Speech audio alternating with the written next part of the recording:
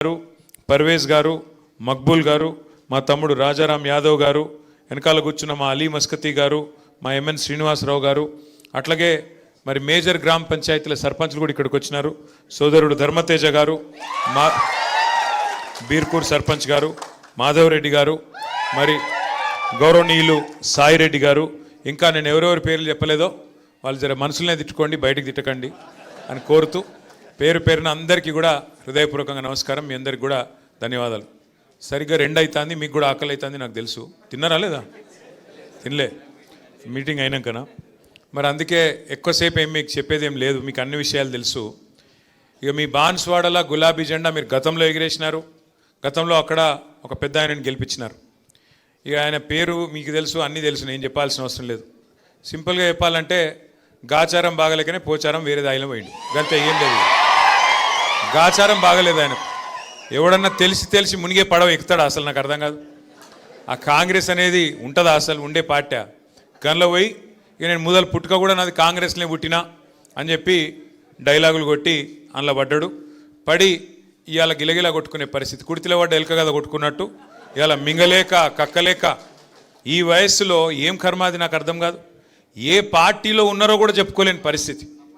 నిన్న మొన్నటిదాకా స్పీకర్గా పనిచేసిన పెద్ద మనిషికి ఇలా ఏ పార్టీలు ఉన్నవా అంటే చెప్పలేని పరిస్థితి. ఇంతకంటే అవస్థ అవసరమా ఆ పెద్ద మనిషికి?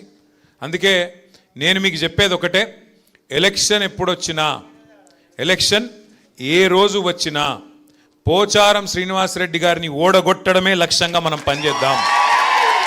ఖచ్చితంగా కాంగ్రెస్ను బొందబెట్టాలి. పోచారం శ్రీనివాసరెడ్డి గారు దేవుని మీద ఒట్టేసి ఏదైతే మాట తప్పిండో, తెలంగాణ తిరుమల కేసీఆర్ గారు ఇచ్చిన నిధులతో ఆ రోజు కేసీఆర్ గారు స్వయంగా వచ్చి తెలంగాణ తిరుమలలాగా డెవలప్ చేస్తా అంటే బ్రహ్మాండంగా కోట్లాది రూపాయలు నిధులు ఇచ్చిండు. ఆ రోజు ఏం చెప్పిండు ఆ పెద్ద మనిషి? నీ బొందిలో ప్రాణం ఉన్నంత వరకు మీతోనే ఉంటా అన్నాడు. మరి అలా ఏమైంది? ఏం అవసరం వచ్చింది? దేవుడి మీద ఒక రేవంత్ రెడ్డి ఒట్లు పెట్టి మోసం చేస్తాడు అనుకున్నా, పోచారం గారు కూడా మోసం చేసిండు. రేవంత్ రెడ్డి గారి గురించి మనకు తెలియాల్సి, మీకు తెలుసు ఆయన ఒక చిచోరాగాడు, ముఖ్యమంత్రి కాదు, మన్ను కాదు, ఒక చిచోరా. ఏం మాట్లాడతాడో తెలియదు, ఎప్పుడే ముడతాడో తెలియదు, ఎక్కడేం మాట్లాడాలో తెలియదు. ఒక చిచోరాగాడు మన కర్మ బాగలకి అలా ఈ రాష్ట్రానికి ముఖ్యమంత్రి అయిండు. ఢిల్లీకి మూటలు పంపుతాడు, నెలకు ఒకసారి పోతాడు, రెన్యువల్ టప్పా వేయించుకుంటాడు, వస్తాడు. ఆయనకి ఇంకేం ఎరకలేదు కదా, ఒకటే ఎరక, పైసలు దోసుకోవాలి, ఇక్కడ తీసుకొని మూటలు కట్టాలి, మరి తీసుకుపోయి ఢిల్లీలో రాహుల్ గాంధీకి పెట్టాలి, దండం పెట్టాలి, టప్ప కొట్టించుకోవాలి, మళ్ళీ రావాలి. ఏం చేసిండు 2.5 ఏళ్ళల్లో? ఒక 4 పనులు చెప్తాడా? చెప్పే ముఖం ఉందా? రెండే వచ్చి ఆయనకు తిట్లు ఒట్లు. తెల్లారలేస్తే మైక్ ఇస్తే కేసీఆర్ని తిడతాడు, లేదంటే దేవుని మీద ఒట్టంటాడు. మొన్న సిగ్గు లేకుండా చెప్తుండు భద్రాచలం రాముడి మీద ఆననట. ఇదివరకు పెట్టిన ఓట్లు సరిపోలేదా? ఇదివరకు పెట్టిన ఓట్లు దేవుళ్ళ మీద పెట్టలే. అప్పుడు రుణమాఫీ చేస్తా, 2 లక్షలు రుణం మాఫీ చేస్తా అని చెప్పి ఆడ దేవుడు ఏ ఊరికి పోతే ఆ ఊరి మీద దేవుని మీద ఒట్టు పెట్టిండు.